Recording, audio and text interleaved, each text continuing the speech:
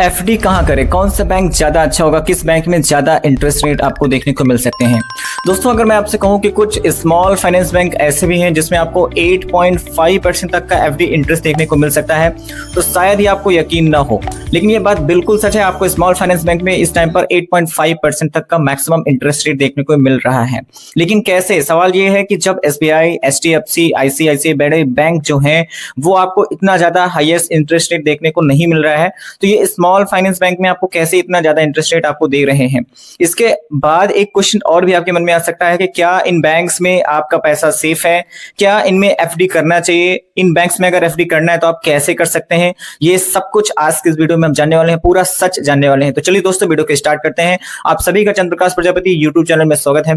तो दोस्तों वीडियो के स्टार्टिंग में पहले बता दूं कि इस वीडियो का जो पर्पज है वो एजुकेशनल एंड इन्फॉर्मेशन पर्पज है, एंड इस वीडियो का बिल्कुल भी उद्देश्य आपको फाइनेंशियल एडवाइस देना नहीं है। इस वीडियो में किसी भी प्रकार के बैंक को प्रमोशन या प्रमोट नहीं किया गया है, ना ही कोई स्पॉन्सर वीडियो है। किसी भी बैंक में एफडी करने से पहले उसकी सारी टर्म्स एंड कंडीशन को पढ़ करके ही आपको पैसा को इन्वेस्टमेंट करना चाहिए।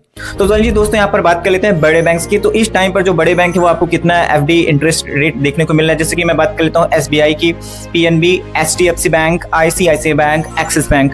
तो यहाँ पर मैं आपको दिखाने वाला हूँ पूरा का पूरा हर एक बैंक का करंटली कितना एफडी का जो हाईएस्ट इंटरेस्ट रेट आपको देखने को मिल सकता है वो मैं आपको बताने वाला हूँ। तो दोस्तों यहाँ पर मैं आपको बता दूं कि जो इंटरेस्ट रेट ये टाइम टू टाइम अपडेट होते रहते हैं हर एक बैंक के, तो कभी भी अगर आप एफडी करने जाएं तो उस टाइम पर करंटली क्या इंटरेस्ट रेट चल रहे हैं वो पता करके ही पैसा अपना इन्वेस्टमेंट करें। तो यहाँ पे दो प्रकार के देखिए जो इंटरेस्ट रेट मिलते हैं, जनरल पब्लिक के लिए अलग मिलते हैं, सीनियर सिटीजन के लिए अलग मिलते हैं। किसी भी बैंक की बात करें तो जनरल पब्लिक का मतलब है जिनकी एज 60 ईयर से कम है, एंड सीनियर सिटीजन का मतलब जैसे आपके दादा दादी कोई भी हो जो जिनकी एज 60 ईयर से ज्यादा है।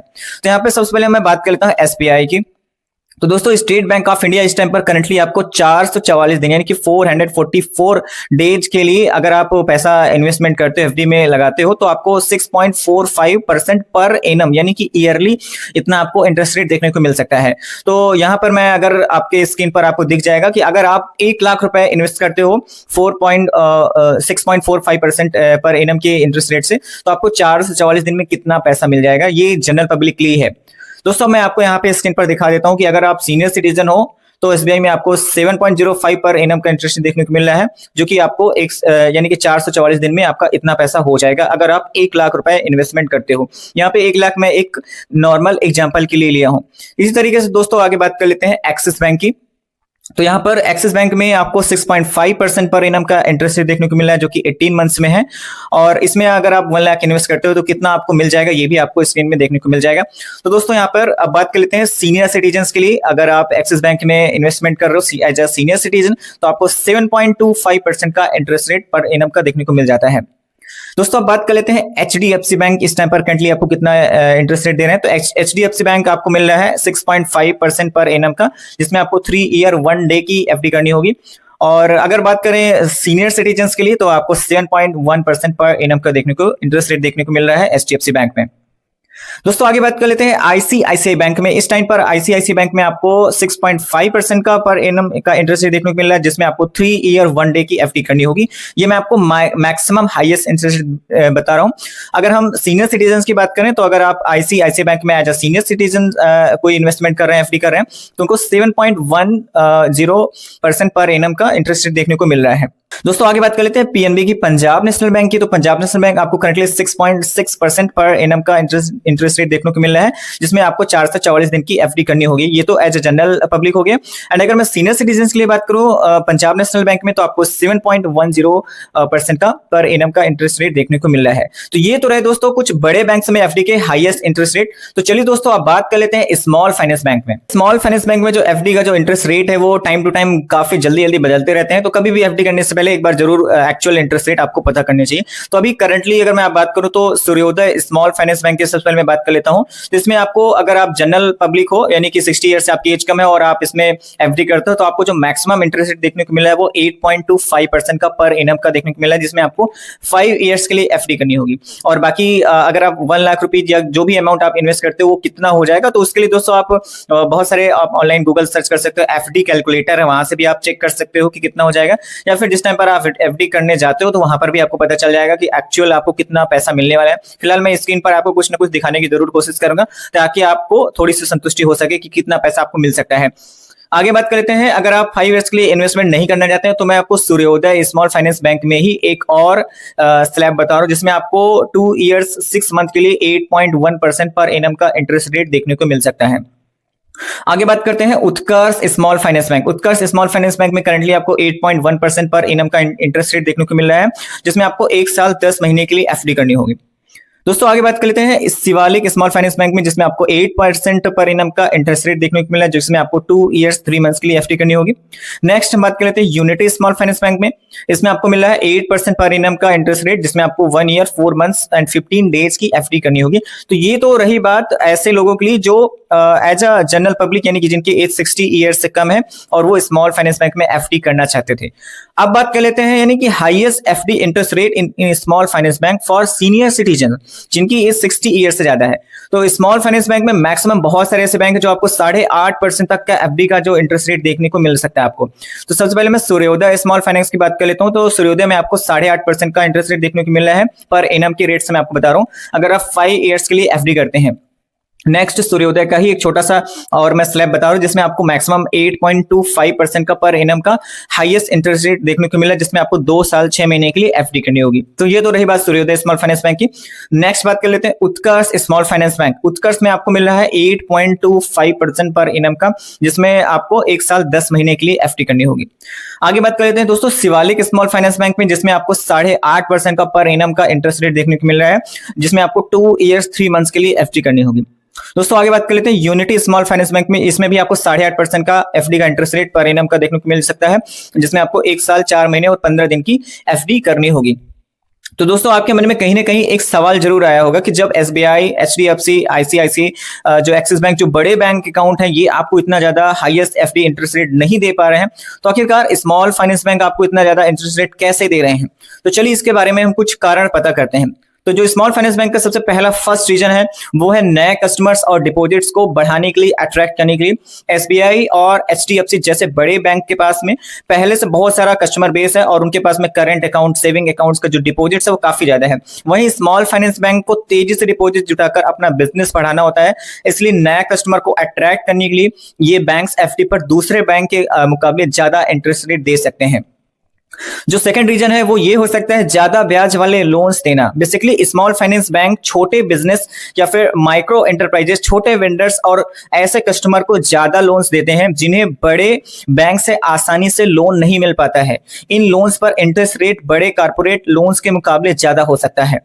कई स्मॉल फाइनेंस बैंक के लोन्स प्रोडक्ट में इंटरेस्ट रेट 20% या उससे भी ऊपर जा सकते हैं। हालांकि actual rate customer loan type और रिस्क के हिसाब से अलग अलग होता है।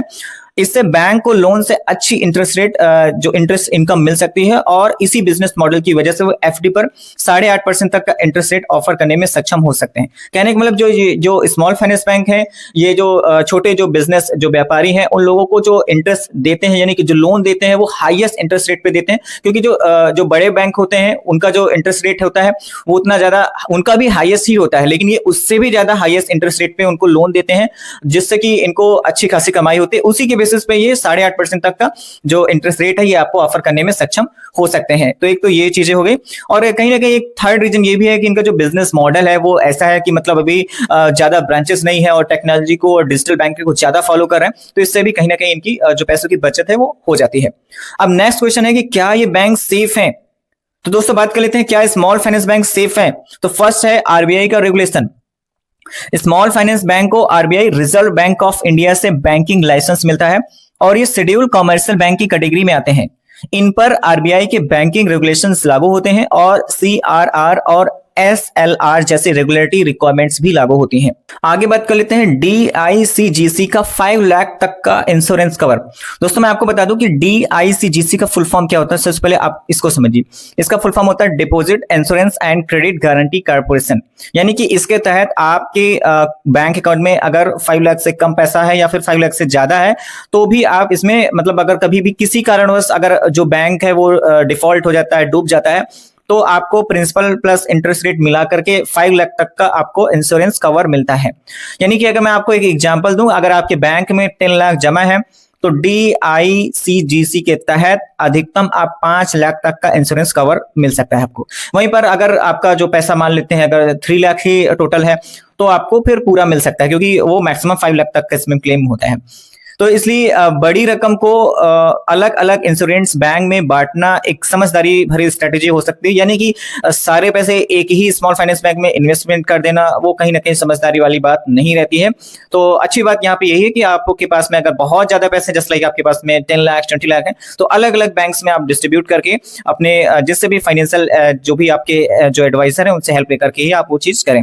ध्यान रहे कि 5 लाख का जो नियम है वो स्मॉल फाइनेंस बैंक के लिए ही नहीं है, ये बड़े बैंक जैसे SBI HDFC बड़े बैंक के लिए भी ये नियम अप्लाई होता है। यानी कि अगर कल के दिन अगर कोई बड़ा बैंक जैसे SBI HDFC बैंक ये डूब जाते हैं, हालांकि इनके डूबने के कोई चांसेस या पॉसिबिलिटीज नहीं दिख रहे हैं, लेकिन फिर भी फॉर एग्जांपल आपको समझाने के लिए अगर कोई बड़ा बैंक भी कल के दिन डूब जाता है, डिफॉल्ट हो जाता है, तो उसमें भी आपको मैक्सिमम 5 लाख तक का ही इंश्योरेंस कवर मिलता है DICGC के रूल्स के तहत। तो दोस्तों आगे बात कर लेते हैं, क्या स्मॉल फाइनेंस बैंक में FD करनी चाहिए? हाँ, स्मॉल फाइनेंस बैंक में FD की जा सकती है क्योंकि ये भी RBI रेगुलेटेड बैंक्स हैं और DICGC के तहत 5 लाख तक का इंश्योरेंस कवर मिलता है। लेकिन FD करने से पहले बैंक की financial health, FD interest rate, time period और सभी टर्म्स एंड कंडीशन को ध्यान से पढ़ करके ही FD करना चाहिए। आगे बात कर लेते हैं, स्मॉल फाइनेंस बैंक में FD कैसे करें? दोस्तों इसमें 2-3 तरीके मैं आपको बता रहा हूं। पहला तो है ऑफलाइन बैंक ब्रांच विजिट करके। सबसे पहला और ट्रेडिशनल तरीका यही है कि आप जिस स्मॉल फाइनेंस बैंक में FD करना चाहते हैं उसके नजदीकी ब्रांच में जाएं, वहां आपको FD का फॉर्म भरना होगा, KYC डॉक्यूमेंट जैसे पैन और आधार देने होंगे और फिर आप अपनी मनपसंद का FD अमाउंट और टाइम पीरियड चुन करके FD करा सकते हैं। हालांकि स्मॉल फाइनेंस बैंक में एक छोटा सा इसमें जो प्रॉब्लम यही है लोगों के लिए कि इनकी ब्रांचेस हर जगह पर अवेलेबल नहीं होती हैं, काफी आपको दूर जाना पड़ सकता है। तो इसलिए उसका जो बेस्ट एक और मेथड है वो है ऑनलाइन डायरेक्ट FD। दूसरा तरीका यह है कि बैंक की ऑफिशियल वेबसाइट या ऐप से सीधे FD करना। कुछ बैंक्स में आपको सेविंग अकाउंट खोलने के बिना ही डायरेक्टली FD बुकिंग की सुविधा मिल सकती है। आप बैंक की वेबसाइट या फिर ऐप में जाकर के FD का interest rate, time period, tenure, terms and condition को चेक करके FD वहां पर ऑनलाइन KYC करके कर सकते हैं। जो थर्ड दोस्तों मैं आपको मेथड बता रहा हूं वो भी काफी अच्छा मेथड है। तीसरा तरीका है third party FD platform. Basically इसमें क्या है कि कुछ third party FD platforms app हैं जैसे कि स्टेबल मनी, विंट, गोल्डन पाई।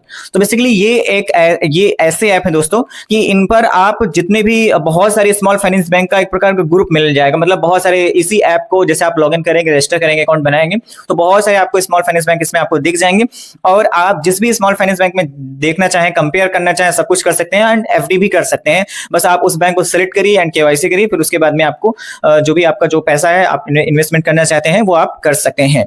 तो दोस्तों आज आपने समझा कि स्मॉल फाइनेंस बैंक बड़े बैंक के मुकाबले ज्यादा FD इंटरेस्ट रेट क्यों देते हैं, ये कितने सेफ हैं और इनमें FD कैसे की जा सकती है। उम्मीद है इस वीडियो में आपको स्मॉल फाइनेंस बैंक और FD के बारे में सही जानकारी मिली होगी। अगर वीडियो हेल्पफुल लगा हो तो लाइक करें, अपने दोस्तों और परिवार के साथ शेयर करें और ऐसे फाइनेंस और एजुकेशन से जुड़े वीडियोस के लिए हमारे YouTube चैनल को सब्सक्राइब करें। Thank you.